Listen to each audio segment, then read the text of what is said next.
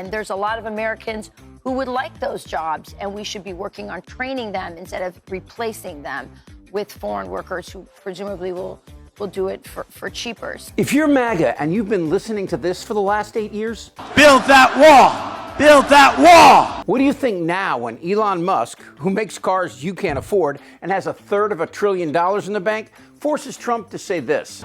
We need smart people coming into our country, and we need a lot of people coming in. Tiny fingers are screwing over the 75 million people who voted for him. Why?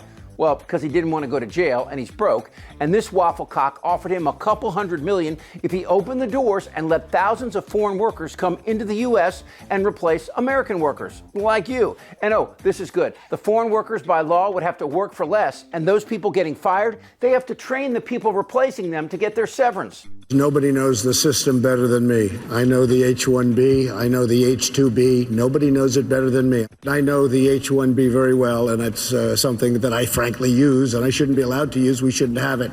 Very, very bad for workers. As we speak, we're finalizing H-1B regulations so that no American worker is replaced ever again. H-1Bs should be used for top, highly paid talent to create American jobs, not as inexpensive labor program to destroy American jobs. Why did you change your mind on H-1B visas, sir? I didn't change my mind. I've always felt we have to have the most competent people in our country. We need competent people. We need smart people coming into our country. And we need a lot of people coming in. We're going to have jobs like we've never had before. But sir, you said you changed your... The transparency is so revealing. Trump used the anti-immigrant rhetoric to get elected, and now he's reversed himself to get Musk to provide for his future. Why did you change your mind on H-1B visas, sir? I didn't change my mind. I've always felt we have to have the most competent people in our country. We need competent people. We need smart people coming into our country. And we need a lot of people coming in. We're going to have a lot of people jobs like we've never had before. But sir, you said you changed... No, I'm just getting warmed up. Musk, who is here illegally because he came in on a student visa, quit school and started working, is bras with Ramaswamy. And together, they're selling the foreign worker scam by telling Americans, wait for it, that you're stupid and lazy. I shit you not. And it gets better. These two are blaming parents for not being tougher on their kids. Seriously, they think the perfect parent puts their kid in a sweatshop at 6 so he can learn nothing but making money and building new technology. And the idea that a kid can be a kid and learn through play and friendship? Sorry. Former presidential candidate Vivek Ramaswamy, now part of the Doge effort with Elon Musk, he published a lengthy post in recent days about American workers. In this post, Ramaswamy explained why he feels tech companies choose to hire foreign workers over Americans. He boiled it all down to, quote, culture. He wrote in part this: our American culture has venerated mediocrity over excellence for way too long. That doesn't start in college, it starts young. A culture that celebrates the prom queen over the math or Olympiad champ or the jock over the valedictorian will not produce the best engineers. He continued, Trump's election hopefully marks the beginning of a new golden era in America, but only if our culture fully wakes up. A culture that once again prioritizes achievement over normalcy, excellence over mediocrity, nerdiness over conformity, and hard work. I don't know, it could be sure interpreted as a swipe at a lot of the people who cast their ballots for Donald Trump. It's a remarkable heat check from a guy who is not actually very good at speaking to, I believe, the reality of what's going on in America. And I say that, of course, as my own subjective opinion, but this read, at some point there's a line in this very long post, which you didn't quote, which I will. He says, we need more creating, less chillin'. And I say chillin' with the G missing, and it just feels like, a Breakfast Club speech written by a large language model. And it is politically, I think, a horrible decision insofar as the coalition that he joined was mostly interested in him because of how he enabled their own grievances. And when I say they, I mean the core of the MAGA base, which is America first in a way that means white America first. The betrayal hasn't filtered down yet to the average MAGA knucklehead. Right now, widespread abuse in our immigration system is allowing American workers of all backgrounds to be replaced by workers brought in from other countries to fill the same job for sometimes less pay. These guys, well, they can't believe that Trump would do them harm. They believe he really cares. I don't care about you. I just want your vote. I don't care. They believe that he will drain the swamp, but the First Lady wants to rob the swamp, and it's pissing off his core of kooks. Elon Musk is a total and complete phony. Stevie Homeless is really pissed, and he and Musk will never be bras, which means Trump will have to make a choice. Musk or MAGA? I want to be a dictator. Well, America got what they wanted, but is that what the MAGA Cracker Barrel crowd wants?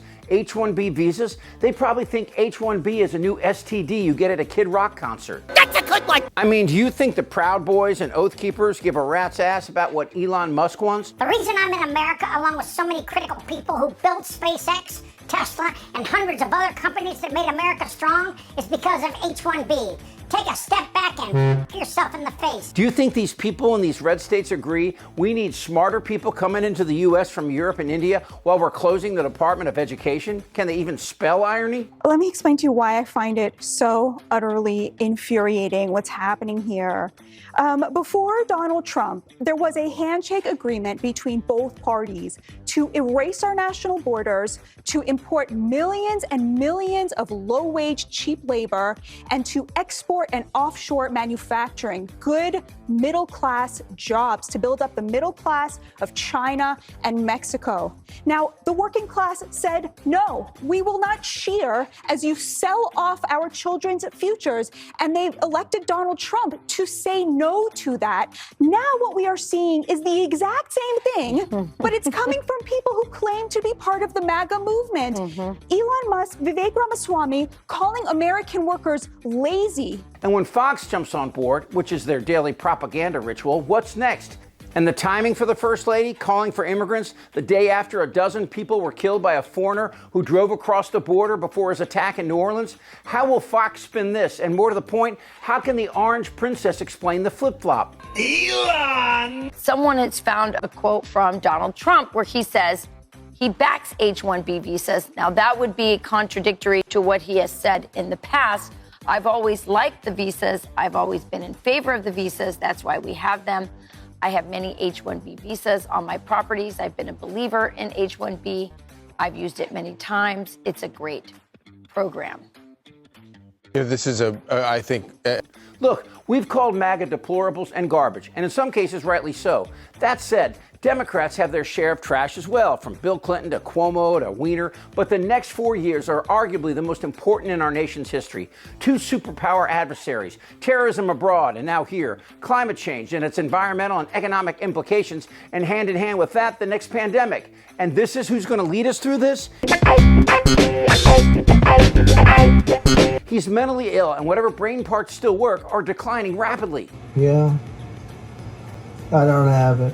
And he's owned by his husband here, a spectrum-y creep who inherited hundreds of millions and throws his weight around like he's actually done something other than destroy Twitter and make cars that blow up.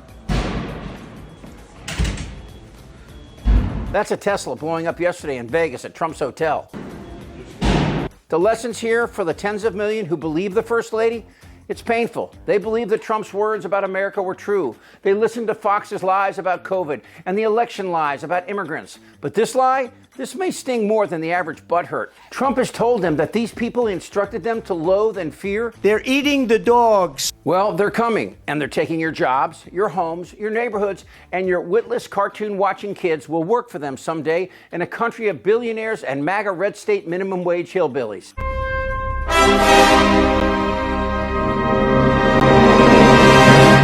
It's a new year, but the same old First Lady. Damn right. Tick-tock! This is not a normal election. Yes! That is crazy! Woo-hoo! This isn't their Republican Party anymore! They're eating the dogs. You're an idiot! Trust me. Shut the f*** up, Dan. Who's with me? Oh yeah, the lie. Indictable. Out of sheer morbid curiosity, I'm allowing this freak show to continue. I don't want to talk about this stuff. Am I wrong? Yes! Tick-tock! You're in a lot of trouble, Donnie. I think he's crazy. I'm Chip Franklin.